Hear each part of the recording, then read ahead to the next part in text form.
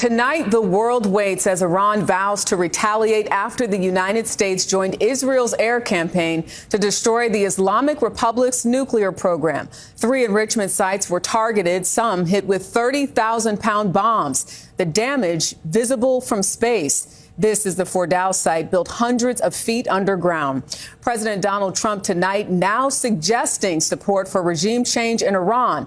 What he did want this weekend was a surprise. CBS's Charlie D'Agata starts us off tonight at the Pentagon. Charlie.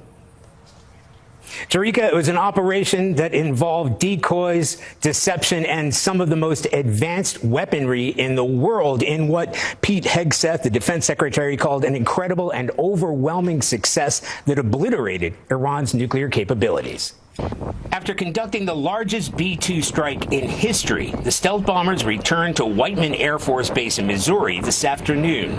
The B-2s led a force of more than 125 American aircraft in an operation the Pentagon dubbed Midnight Hammer.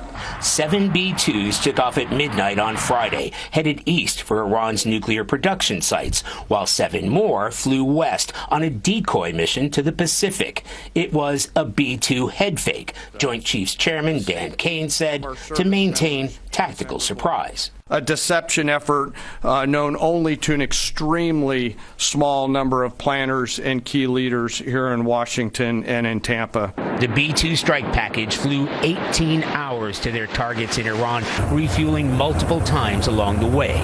Before entering Iranian airspace, the B-2s were joined by F-22 and F-35 fighter jets to escort them in a tightly timed maneuver requiring exact synchronization. The lead B-2 dropped 2 GBU-57 massive ordnance penetrator weapons on the first of several aim points at Fordow.